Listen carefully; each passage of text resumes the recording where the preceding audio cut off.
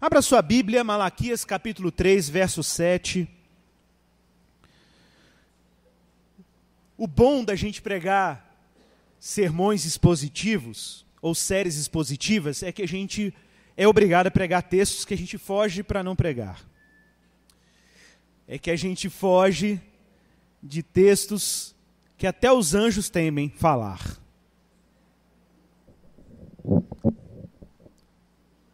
E houve uma conspiração no presbitério para que eu pregasse esse texto. Mas tá bom. Que Deus nos dê graça para comunicarmos ela da forma que tem que ser comunicada. Malaquias capítulo 3, verso 7 ao verso 12.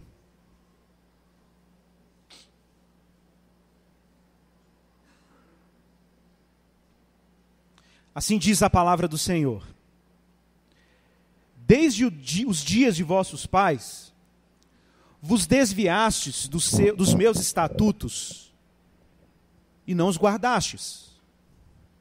Tornai-vos para mim, e eu me tornarei para vós outros, diz o Senhor dos Exércitos.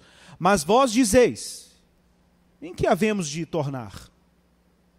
Roubará o homem a Deus? Todavia vós me roubais e dizeis: em que te roubamos? Nos dízimos e nas ofertas. Com maldição sois amaldiçoados, porque a mim me roubais, vós, a nação toda. Com maldição sois amaldiçoados, porque a mim me roubais, vós, a nação toda. Trazei todos os dízimos à casa do tesouro, para que haja mantimento na minha casa. Provai-me nisto, diz o Senhor dos Exércitos: se eu não vos abrir as janelas do céu e não derramar sobre vós bênção sem medida, por vossa causa repreenderei o devorador, para que não vos consuma o fruto da terra. A vossa vide no campo não será estéril, diz o Senhor dos Exércitos. Todas as nações vos chamarão felizes, ou algumas versões, bem-aventurados, porque vós sereis uma terra deleitosa, diz o Senhor dos Exércitos. Pai, nos ajude. Pai, que nós possamos comunicar a Tua palavra em Jesus Cristo de forma responsável. Nos guia a toda a verdade, nos ajude a comunicar a Tua palavra de forma sóbria, consciente, mas inspirados. Inspirados pela Tua graça, inspirado pelo Teu Espírito. Pai, que o Senhor nos livre agora de toda arrogância, de toda pretensão humana. O Senhor nos livre de toda pretensão de achar que nós somos donos de alguma verdade, que somos detentores de algum conhecimento exclusivo. Pai, nós não queremos nada além de conhecer quem é Jesus Cristo, e este morto, crucificado, ressuscitado. Pai, que o Senhor nos livre de todo orgulho religioso, o Senhor nos livre de toda armadilha. Que o Senhor nos livre da queda, o Senhor nos livre do orgulho, mas que Jesus seja claramente comunicado, a verdade do Evangelho, a verdade da Tua palavra, que o Senhor atinja os nossos corações, não pelo que somos, mas pelo que Cristo é, pelo que Ele significa, e que a Tua palavra seja meio de graça, eficaz. As nossas transformações mais profundas acontecem pela exposição da Tua palavra, porque a fé vem pelo ouvir e ouvir da Tua palavra. Então ajuda-nos, Espírito Santo, usa-nos e prepara também o nosso coração para ouvir a Tua palavra. É a nossa oração em Jesus. Amém. Irmãos, o tema da pregação de hoje, dessa série de exposições sobre o profeta Malaquias, é dar de tudo o que foi dado. Esse é um texto clássico, um texto que é recorrentemente lido em muitas igrejas, no momento da contribuição, do ofertório, nas comunidades de fé. Um texto que ficou conhecido porque em algumas comunidades você vai encontrar até trechos desse texto nos envelopes de contribuição regulares que as igrejas fazem. E é verdade que muita gente foi educada a contribuir na igreja a partir desse texto aqui de Malaquias, capítulo 3, do verso 7 ao verso 12. Mas eu quero primeiro te chamar assim, a atenção para o contexto em que esse texto foi produzido. Para quem está acompanhando a série, você deve se lembrar que nessa série o profeta Malaquias está dirigindo a sua exortação basicamente ao povo de Israel e a tudo que estava relacionado ao templo, tudo que estava relacionado ao culto sacerdotal que acontecia no templo de Jerusalém. A primeira denúncia era a respeito, por exemplo, da corrupção sacrificial ou da corrupção cultual que estava acontecendo naquele lugar. Os sacerdotes estavam oferecendo animais defeituosos como oferta, os sacrifícios eram considerados pela lei de Deus impuros. Além disso, havia também a corrupção da própria classe sacerdotal, que fazia julgamento corrompido, que torciam a justiça. Havia também o arrefecimento da fé do povo de Israel. O povo já não tratava a aliança de forma fervorosa, comprometida. Havia um culto relapso, pouco zeloso. Além disso, vários pactos estavam sendo quebrados. Claro, o pacto de Deus, do povo de Israel com Deus, o pacto mosaico. O pacto levítico também estava sendo quebrado, o pacto dos sacerdotes e dos levitas. Também o pacto matrimonial, o pacto do casamento estava sendo transgredido. Então havia aí uma série de pactos sendo transgredidos e quebrados. Lembrando que o povo de Israel é um povo aliançado. Isso já vem sendo dito desde lá do livro de Êxodo. Além de tudo isso, havia uma série de injustiças em relação aos pobres, aos órfãos, às viúvas. Injustiça no comprometimento e no cuidado dos mais vulneráveis dentro da comunidade de Israel. E agora nós chegamos em um outro nível de transgressão do pacto. O abandono e o descaso com a casa do tesouro. E o que era a casa do tesouro? Que nós vimos aí no texto bíblico, agora no verso 10, trazer os dízimos à casa do tesouro. Pessoal, a gente precisa entender, acima de qualquer explicação desse texto, que esse texto está se referindo a um regime sacerdotal, a um tempo em que a nação de Israel e o culto de Israel orbitava ao redor do templo de Jerusalém, um lugar específico, um único templo que o povo de Deus teve. Por isso não é correto chamar um salão de culto como nós temos aqui de templo, porque templo só existiu um na história, que era o templo de Jerusalém, e esse era o templo que Deus, claro que hoje nós podemos falar em termos analógicos, que nós somos templos de Deus, os santuários de Deus, mas nunca o espaço de culto como templo, porque templo só teve um. E casa do tesouro era especificamente um compartimento dentro do templo, que servia como uma espécie de depósito, uma espécie de banco, onde os dízimos ou as primícias dos filhos de Israel eram depositadas. E esses recursos tinham um destino muito específico: a manutenção da vida financeira ou da vida material dos levitas e dos sacerdotes.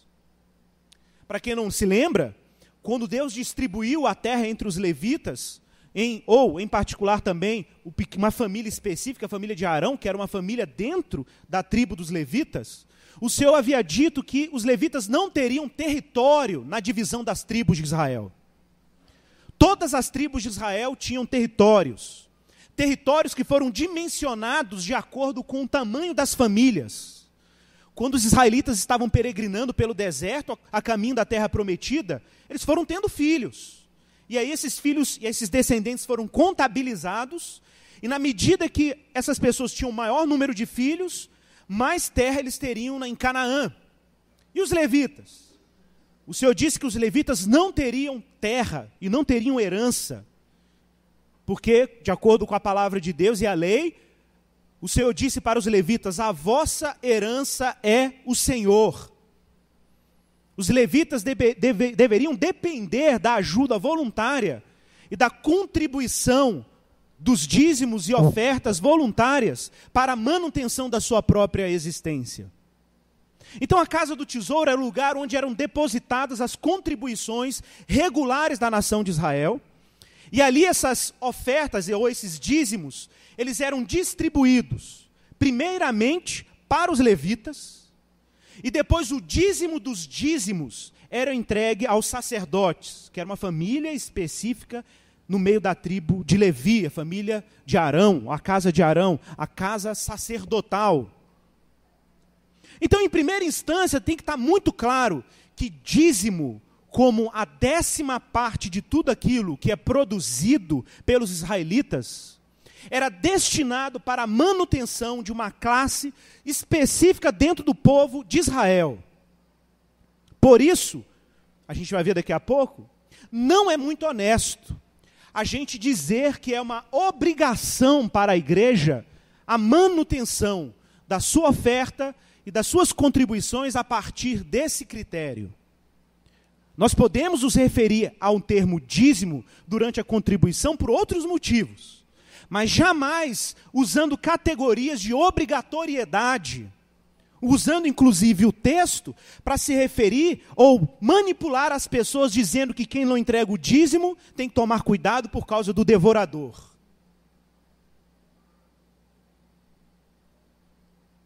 A gente precisa ser honesto com a palavra de Deus e com o Evangelho. Malaquias 3 não está se referindo à igreja. Malaquias capítulo 3, do verso 7 ao verso 12, está se referindo ao templo de Jerusalém e à manutenção do sistema sacerdotal, a partir de contribuições regulares, no caso, uma 10ª parte de tudo que era produzido, trigo, farinha, animais e riquezas, e também contribuições voluntárias. Entretanto, antes de você partir para algum tipo de pretexto para justificar a sua avareza, eu quero chamar a sua atenção para como o Novo Testamento trata essas regras de contribuição. Se é que a gente pode falar que no Novo Testamento nós temos uma regra. Para a gente entender o princípio e a lógica da contribuição a partir da revelação de Jesus e da constituição da igreja, nós precisamos entender por que Deus regulou um sistema de dízimos e ofertas no povo de Israel. O que está por trás desse ato de contribuição? E por que Deus usa termos como vocês estão me roubando?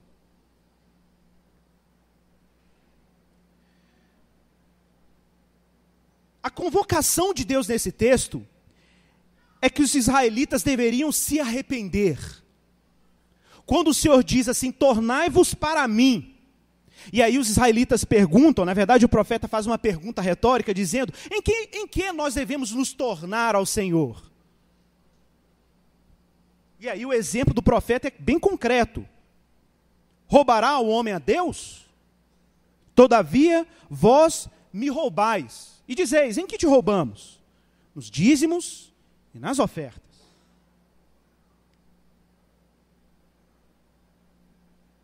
Claro que, de acordo com o texto, a entrega dos dízimos e das ofertas tinha uma relação direta, por exemplo, com a graça de Deus e a forma como Deus mantinha a manutenção da vida, da produção agrícola de Israel. Eles já não estavam produzindo tanta coisa na terra. De alguma forma, Deus estava retendo a graça sobre a terra de Israel por causa da falta de cuidado e manutenção do templo.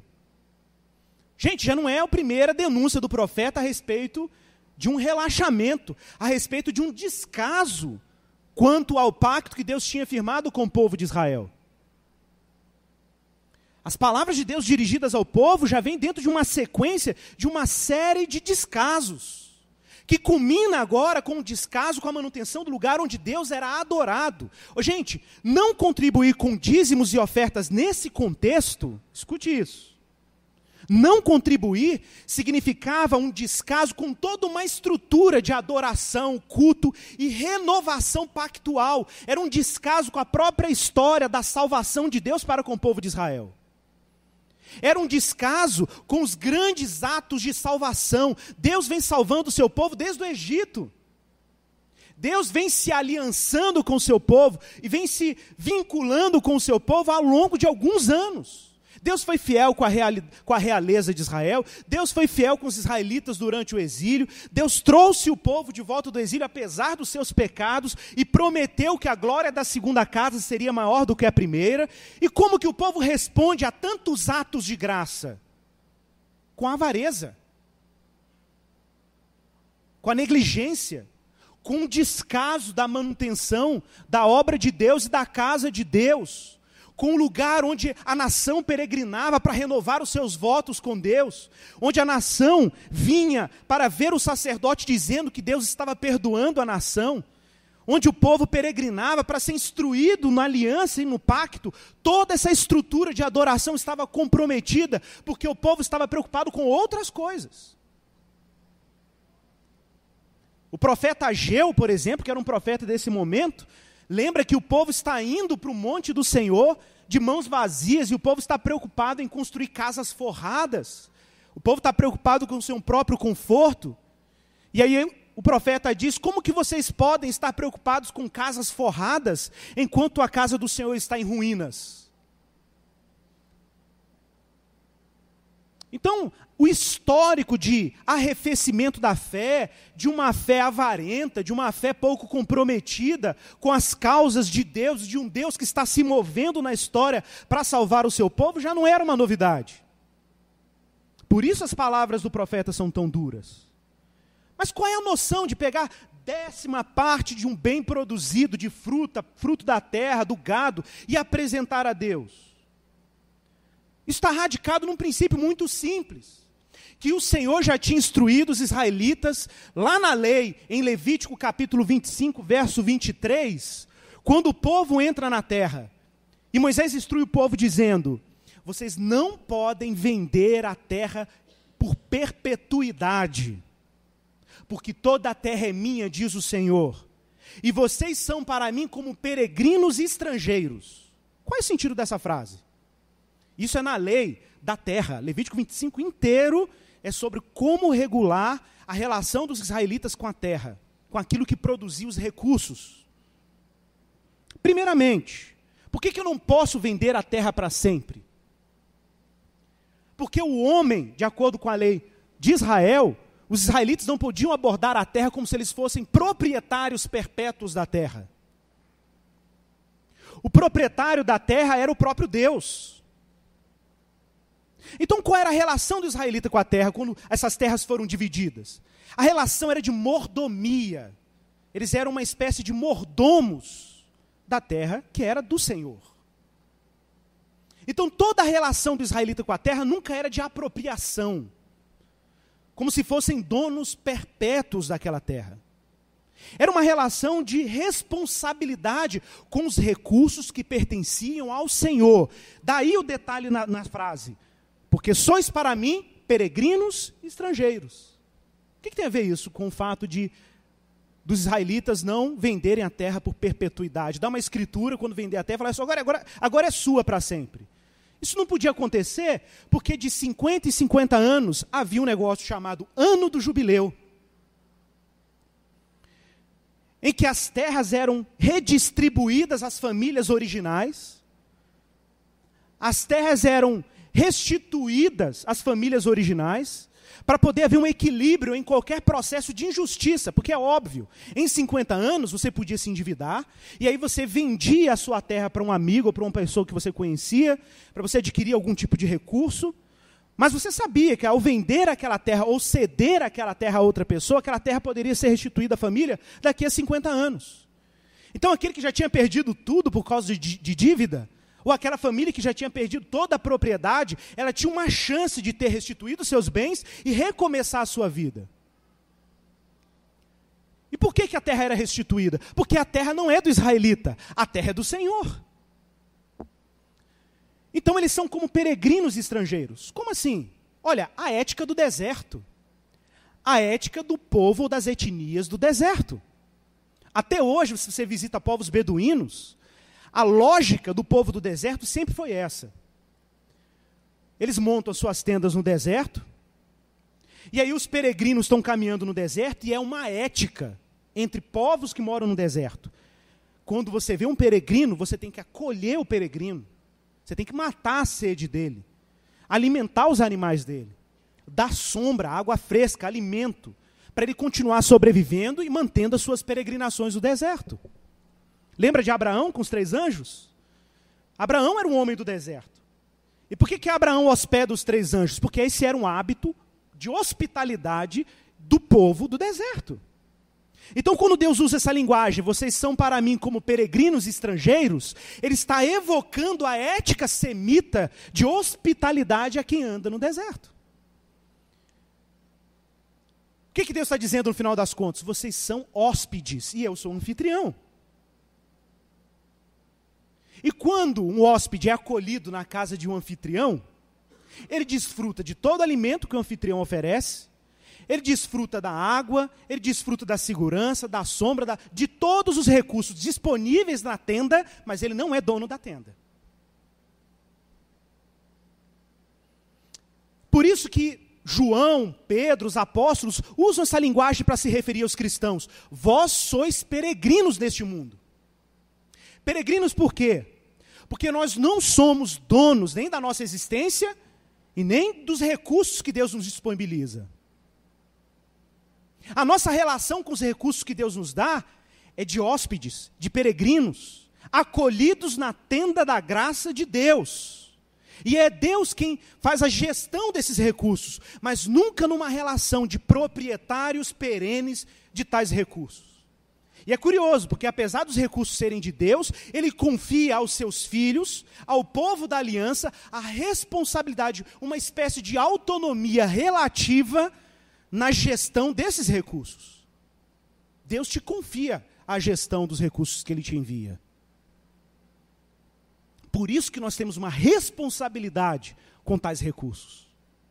Por isso que nós não podemos lidar com os recursos que nós recebemos de Deus, seja por meio do nosso trabalho ou qualquer outro meio, né? Nós não podemos lidar com esses recursos como se a gente fosse assim, o dono absoluto. Gente, absoluto é Deus. Nós somos relativos. Nós somos relativos a quem é absoluto.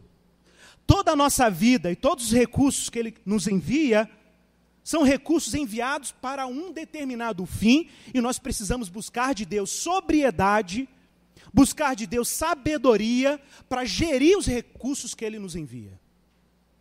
Então pense nisso. O princípio que está por trás do dízimo do israelita e das ofertas é a noção de que tudo que nós recebemos, recebemos por graça. Como diria Agostinho, tudo é graça.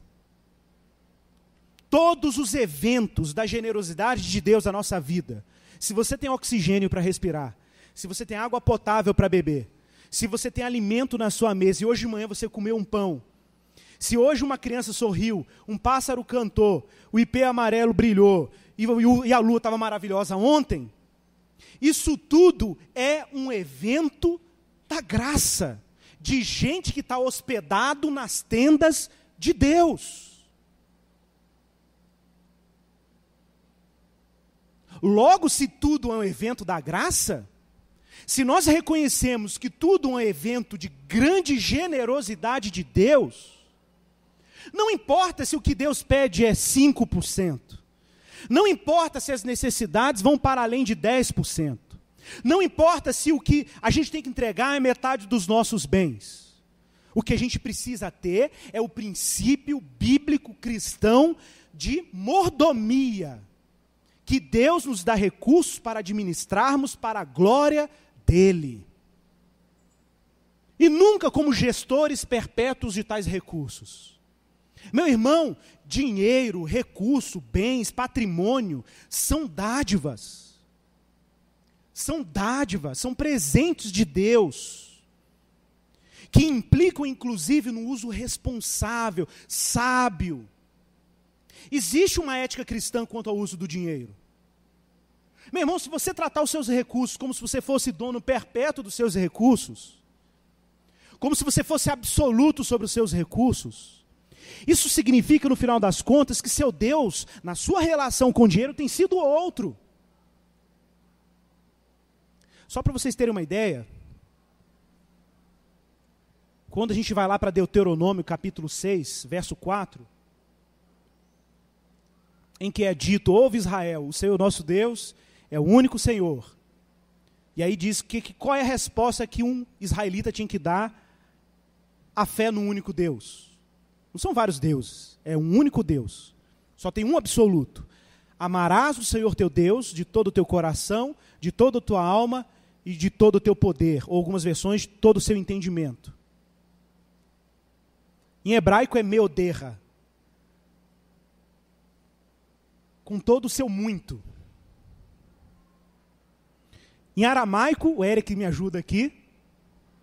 Em aramaico fala mamon. Mamon, com todos os seus recursos. Então a gente às vezes ama a Deus com todo o coração.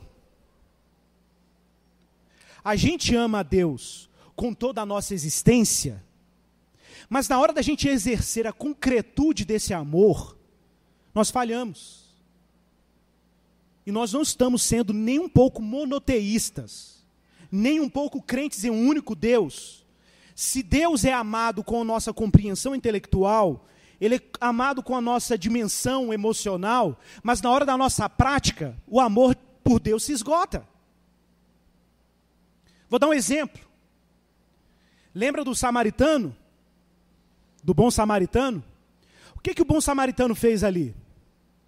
Ele amou a Deus em 3 instâncias na hora de cuidar daquele israelita ferido. Primeiro, ele amou a Deus com todo o coração, se compadecendo daquele homem ferido. Depois, ele amou a Deus com toda a sua existência, lhe curando as suas feridas. E, em última instância, ele amou a Deus com todos os seus recursos, dizendo para ele: bota ele numa estalagem e eu pago a conta. E é curioso, porque ele não é considerado um pagão para o israelita. É considerado um politeísta, um adorador de vários deuses. E o sacerdote passa e ignora, o levita passa e ignora, e um samaritano pagão, entre aspas, é mais monoteísta do que os que se diziam monoteístas, adoradores de um Deus só. Porque ele provou a sua devoção ao único Deus em uma dimensão muito concreta. No exercício da sua generosidade. Um outro exemplo, Abraão, quando volta das suas batalhas contra o rei de Sodoma e Gomorra, contra os reis de Canaã, está lá em Gênesis capítulo 14, verso 18, Abraão dá os dízimos, dá o dízimo de todos os seus bens para Melquisedeque. E é dito lá em Gênesis 14, 18, que Melquisedeque faz uma oração muito interessante. Ele faz assim: bendito seja Abrão pelo Deus Altíssimo, que possui os céus e a terra. O fundamento da contribuição do povo de Deus está na noção de que Deus possui todas as coisas. Que Ele possui céus e terra. Por que Deus estava retendo a bênção sobre a terra dos israelitas infiéis? Porque Ele é dono. E por que Ele disse: se me derem eu vou abençoar? Porque Ele é dono. Meu irmão, nós precisamos estender a noção de que Deus é soberano nas instâncias mais concretas da nossa vida. Mais ordinárias, mais rotineiras. Por exemplo, como nós administramos os nossos recursos.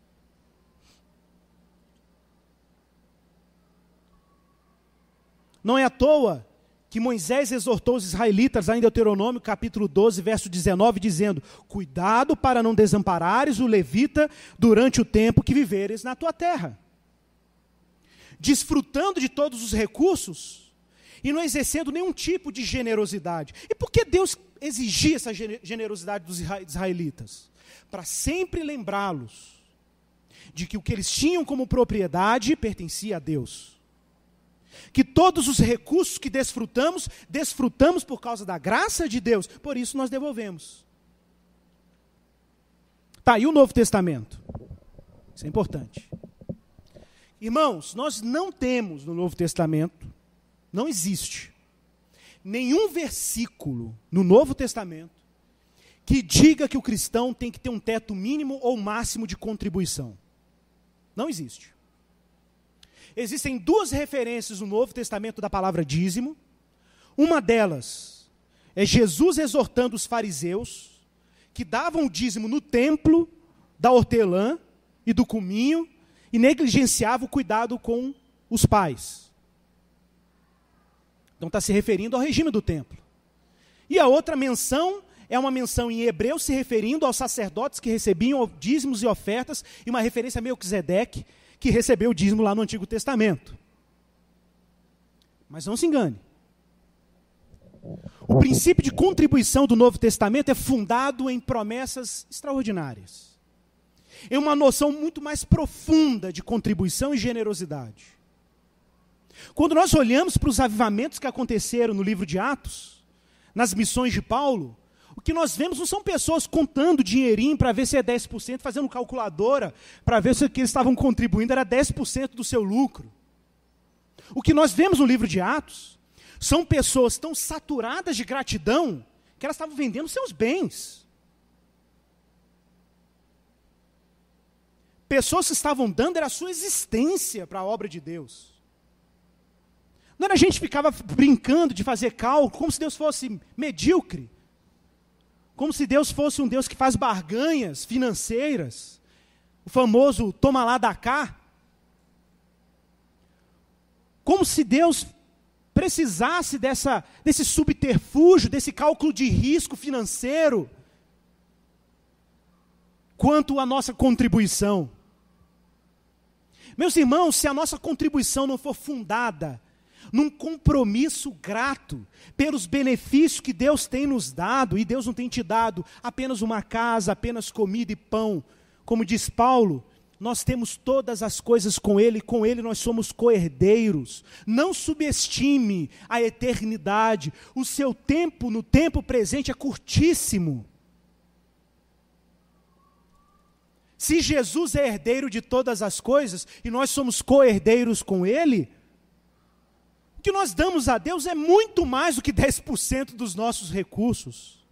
O que nós damos a Deus é toda a nossa existência. É tudo que somos.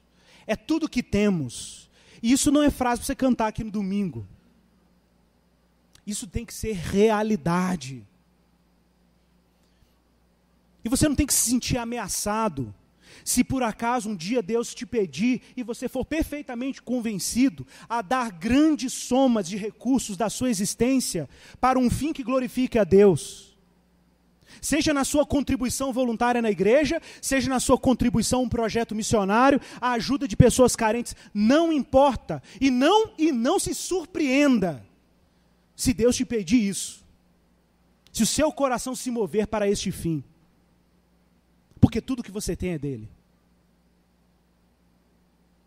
Não se surpreenda se de repente você for inquietado aí pela graça de Deus e pelo Espírito Santo a fazer uma doação que pode até comprometer muito do seu estilo de vida de classe média.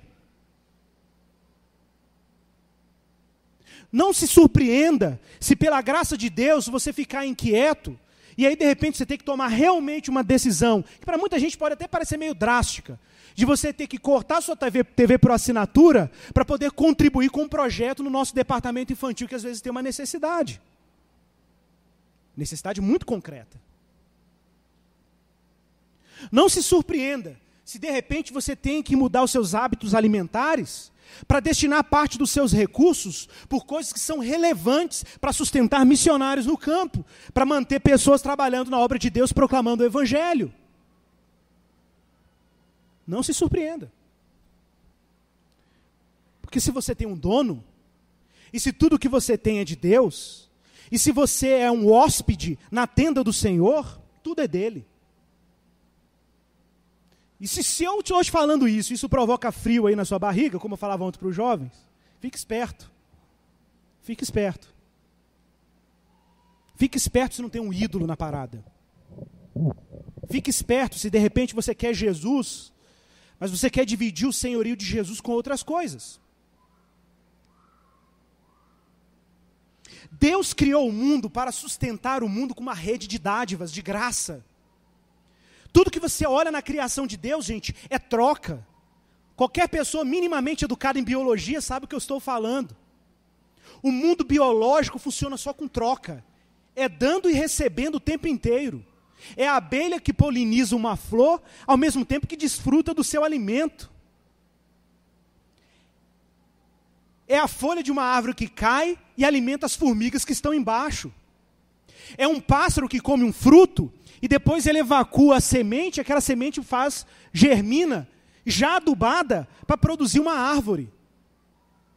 Basta você olhar como Deus organizou o mundo, e você vai perceber que o mundo de Deus é uma rede de graça, é tudo dando e recebendo o tempo inteiro. Por isso, pessoal, a avareza não é um prejuízo para o outro, que está empobrecendo com a graça que você reteve. O problema da avareza é que ela está te desumanizando. O problema da avareza é que ela está te embrutecendo. O problema da avareza é que você não descobriu o tamanho da dádiva que foi Deus dar o Filho dele para você, e aí você está retendo a graça porque você não descobriu como é bom amar porque você foi amado. Eu te desafio, meu irmão, a você experimentar o exercício da contribuição generosa, seja na igreja, seja uma pessoa necessitada. Eu te desafio a você experimentar a alegria que é. Eu vi um vídeo esses dias, eu fiquei muito impressionado, um vídeo bem meme de internet, bem viral aí. Acho que foi uma pegadinha, sei lá o que foi. O cara fez uma experiência de dar R$100 para as pessoas na rua. Então ele passava na rua e via lá um comerciante com aquele isopor gigante, cheio de garrafa de água mineral, marcando o ombro dele aqui. E aí ele vai perguntar: quanto tempo você está aqui hoje? Eu estou aqui desde 5 da manhã. Isso já era 3 da tarde. E você fica aqui até que horas? Até umas 20 e poucas horas da noite. Até vender toda a água. E quantos filhos você tem? Eu tenho 5 filhos. Como é que você mantém a sua família? A gente vai dando um jeito, né? E como é que você vendeu hoje? Cara, hoje eu vendi, 4 garrafinhas d'água. Aí ele vai lá e toma aqui R$100. É incrível. As pessoas choram imediatamente. Aquilo deu um alívio para a tensão, o fardo da vida que aquele sujeito carrega. R$100. Míseros R$100. Que para aquele sujeito faz uma diferença absurda. E ele chorando, pranteando de gratidão. Porque é isso mesmo que a graça produz. Seja por crentes ou não crentes. A dádiva produz gratidão. A dádiva produz glorificação. Você nem sabe a quem agradecer. Lembra do Chesterton? Chesterton converteu do ateísmo para o cristianismo simplesmente porque ele teve uma crise. Como um gentleman inglês, ele sempre agradeceu a tudo. Mas ele não sabia a quem agradecer pelo sol. Ele não sabia, como ateu, a quem agradecer pela água potável que ele bebia. Ele não sabia, como ateu, agradecer pela fotossíntese, que produz frutas doces.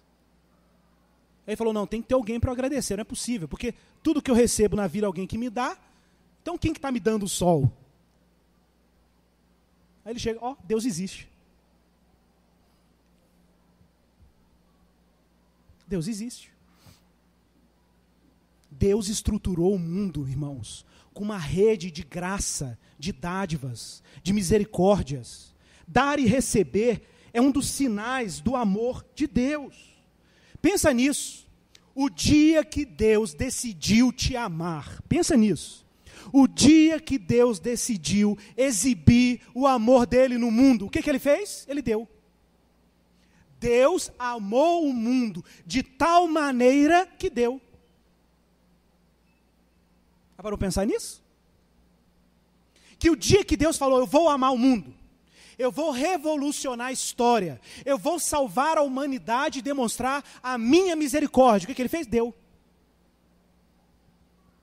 E às vezes você fica preocupado: como é que é amar, Igor? Amar é o quê? Amar é você dar um tapinha no ombro, um beijinho, dizer que a pessoa é legal, é você ser simpático, receber as pessoas. Amar é dar. Amar está fundado na dádiva. O amor está fundado na generosidade. E é claro que eu não estou falando só de dinheiro. Eu estou falando de todos os recursos que a graça de Deus te disponibilizou. Às vezes você não tem nem condição de contribuir na igreja. Às vezes você não tem nem recursos para ajudar alguém financeiramente. Mas você tem outros patrimônios aí, outras dádivas aí, capacidades que Deus te deu, inteligências específicas que Deus te deu. Como não lembrar, né, do presente que a gente ganhou da Rafa, que está ali na porta da nossa igreja, para quem entra ver as obras que ela fez. Ela nos deu isso como uma dádiva para a igreja. É o dom que Deus deu para ela, a capacidade que Deus deu para ela, fazer arte. E ela trouxe isso como uma contribuição para a igreja. Porque é isso mesmo, essa é a riqueza que ela tem. E essa é a pobreza que eu tenho. E cada um vai contribuindo, suprindo a pobreza do outro com a riqueza que tem. Graça retida é pobreza do outro. Graça retida é o que empobrece o mundo, empobrece as nossas relações, empobrece a vida do outro. Meu irmão, como seria miserável a nossa vida se a gente não tivesse boa música, boa obra de arte? O que seria da obra de Deus? Vocês estão aqui diante de um cenário, de um contexto, que foi fruto de várias contribuições, não só financeiras, também. Mas gente que contribuiu com sua percepção estética, gente que contribuiu com seu senso de organização, gente que contribuiu por causa de um motivo simples: gratidão. Gratidão pelo que Deus e Jesus têm feito na vida deles. Porque o dia que Deus quis mover a história para glorificar o nome dele, ele fez isso dando. Deus amou o mundo de tal maneira que deu. E depois que ele deu, um monte de gente tem que começar a dar. O apóstolo Paulo diz: mais bem-aventurado é dar do que receber. Eu estou ensinando isso para os meninos lá na periferia. E eu tenho uma atividade que eu faço, que eu vou distribuindo as folhas para os meninos. E o comportamento de autopreservação é imediato. O menino retém a folha. Hoje, toda vez que eu distribuo as folhas, eu falo para eles: melhor é dar do que receber, melhor é dar do que receber, melhor é dar do que receber. Eles estão falando isso agora na hora de dar as folhas, é muito engraçado. Aí eles estão pegando a folha e passando. Um ato simples, mas que reflete como a nossa cultura é a cultura que retém. E não a cultura que dá. Não a cultura que estende a mão. Não a cultura que se exercita na generosidade. Irmão, eu te desafio a dar. Faça isso uma vez. E eu não estou te falando de uma barganha. Eu não estou falando que você não tem, e quando você der, Deus vai te devolver em 100 vezes mais. Eu não estou falando dessa picaretagem que está por aí, não. Eu estou dizendo o contrário. Eu estou te desafiando a dar porque você já tem tudo. Eu estou desafiando você a dar porque você já é herdeiro de todas as coisas. Um cristão não contribui porque Deus vai dar em troca. Um cristão contribui porque ele já tem tudo. E se você olha para Jesus e não vê Jesus e aquilo que ele prometeu, todas as coisas, meu irmão, escute o Evangelho. Jesus é um tesouro tão precioso que o apóstolo Paulo falou: eu considerei tudo perda por causa do conhecimento de Cristo. Se Jesus é tudo, dê. Pensa nisso. Se Deus é o Deus do ouro, da prata, do bronze, das riquezas, do universo, o dia que Deus decidiu te presentear, Ele não te presenteou com ouro, porque ouro é pouco demais. Ele não te presenteou com prata, porque prata é pouco demais. Ele não te presenteou com patrimônio, porque patrimônio é pouco demais. Ele te presenteou com o unigênito do amor dele, o filho do amor dele. Se você não vê nisso a riqueza das riquezas, meu irmão, por favor, participe da nossa classe de catecismo aqui da igreja. Ela é fundamental para você entender essas coisas. Porque Cristo tem que ser dimensionado como algo profundamente desejável, a maior dádiva que nós poderíamos ter recebido. Por isso, nosso coração é movido à contribuição e à generosidade. Abra sua Bíblia. 2 Coríntios capítulo 8. Eu preciso te explicar esse texto.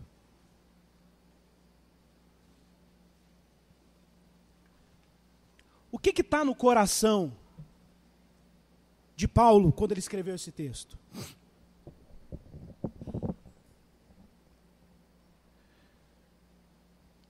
Nós vamos ler esse texto baseado numa frase de John Wesley. John Wesley, quando educava os cristãos, porque quando John Wesley começou a evangelizar a Inglaterra, havia muita miséria na Inglaterra.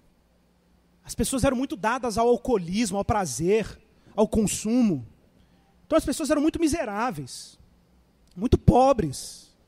Elas trabalhavam, mas os recursos iam embora por causa da orgia, da prostituição, da bebedeira, da glutonaria. Quando o evangelho foi chegando no coração dos ingleses, os ingleses descobriram que eles estavam consumindo menos. Porque eles deixaram de gastar dinheiro com aquilo que era fútil. Consequentemente, eles ficavam ricos. Muitos ingleses ficaram ricos com a pregação do evangelho na Inglaterra. E aí eles começaram a ver dinheiro que eles não viam antes. Desfrutar de uma prosperidade que eles não tinham antes. E aí eles começaram a ficar fascinados com a riqueza. Aí Wesley fala assim, não, vou ter que fazer uma intervenção pastoral. E aí ele fala a seguinte frase: trabalhe muito, economize muito e doe muito. É a ética cristã. Qual é o nosso mandato? Trabalhar muito, porque isso é uma vocação que nós temos. Deus nos deu esse mandato, cuidar do jardim. Então vamos trabalhar. Vamos consumir muito? Não, economize muito. Vida frugal, vida simples, vida com contentamento, vida grata. Meu irmão, se você não tiver com a sua vida grata, satisfeito em Jesus, você vai ficar criando objetos de desejo, vai ficar consumindo, escravo disso para sempre. Trabalhe muito, mas economize muito. Aí você podia dizer, que legal, então é avareza muito. Não, economize muito. E a prova de que você não vai transformar o dinheiro num ídolo que você está economizando é o terceiro princípio. Doe muito. Dê. Trabalhe para economizar, economize para doar. Dê. E olha o que Paulo vai dizer aí. Paulo está escrevendo para a igreja de Corinto. Os irmãos de Corinto estavam tendo problemas para fazer contribuições voluntárias. E como que Paulo lida com isso? Ele cita o exemplo dos irmãos da Macedônia. Como que eram os irmãos da Macedônia? Veja aí, verso 1. Irmãos, 2 Coríntios 8. Irmãos, quero que saibais como a graça de Deus foi concedida às igrejas da Macedônia. Pois a intensidade da alegria e a extrema pobreza deles, observe, os irmãos da Macedônia eram pobres. Eram irmãos pobres. Apesar da pobreza material, eles se transbordaram em riqueza de generosidade. E isso em dura prova de tribulação. Então, além de pobres, eles eram perseguidos. E o apóstolo Paulo está dizendo, olhem para eles, pobres, perseguidos e ricos em generosidade. Porque posso dar testemunho de que deram de livre vontade. Meu irmão, a contribuição de um cristão não é por constrangimento, é de livre vontade, na medida de seus bens. Mas olha que curioso. A contribuição dos irmãos macedônios era na medida dos seus bens. Mas o problema é que Paulo diz que houve até caso de gente que deu acima disso. Verso 3. E até acima disso. Gente que estava dando para além dos seus recursos. E olha que detalhe. Paulo está dizendo no verso 4, pedindo-nos com muita insistência o privilégio de participar da assistência em favor dos santos. Que interessante. Eles eram pobres, perseguidos, mas generosos e ainda fazendo um apelo a Paulo. É o contrário, a gente tem que fazer um apelo para as pessoas contribuir. Eles fizeram um apelo a Paulo para participar da contribuição dos santos, pobres e perseguidos. E não somente fizeram o que esperávamos, mas primeiramente deram a si mesmos ao Senhor. O que movia esses irmãos à contribuição? Porque antes deles darem qualquer contribuição ao Senhor, eles deram a sua própria existência ao Senhor. Meu irmão, você vai descobrir a arte da generosidade quando você se entregar por inteiro ao Senhor. Porque se você for por inteiro ao Senhor, a sua contribuição vai ser voluntária.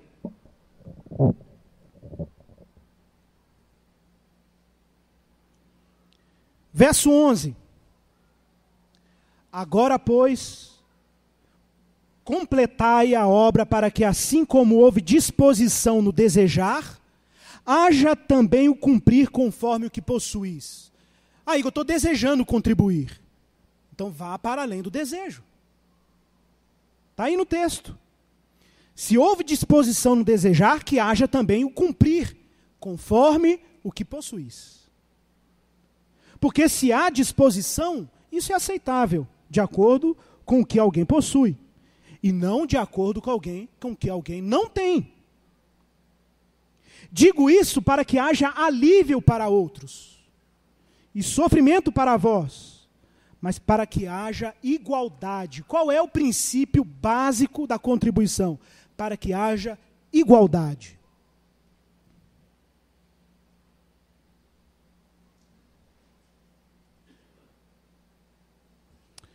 Meus irmãos, muita atenção para o que eu vou te falar agora. Se você for para o capítulo 9, que é logo seguinte a esse, no verso 5, depois que Paulo explica a igreja dos macedônios, aí ele chama os irmãos de Corinto e diz para eles, portanto, verso 5, 9:5, julguei convenientemente recomendar aos irmãos que me prendesse entre vós e preparasse de antemão a vossa dádiva, já anunciada, que ela esteja pronta, como expressão de generosidade e não de avareza. Não de avareza.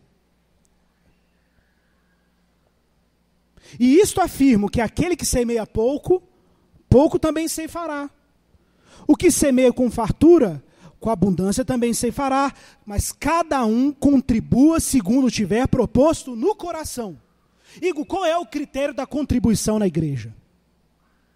Aqui na igreja, pessoal, nós temos despesas regulares. O que são despesas regulares? Despesas que vêm regularmente. Conta de luz, conta d'água, salário do pastor, manutenção do prédio, um monte de coisa. Extras. É uma questão óbvia, se nós vivemos num mundo que exige pagamentos regulares, que haja contribuições regulares. Por isso que quem se torna membro da nossa comunidade de fé, assina uma carta de contribuição regular, que não é baseado numa porcentagem. Claro que você pode falar, mas não é 10%? Meu irmão, 10% é um princípio bíblico, um critério bíblico de contribuição, uma referência.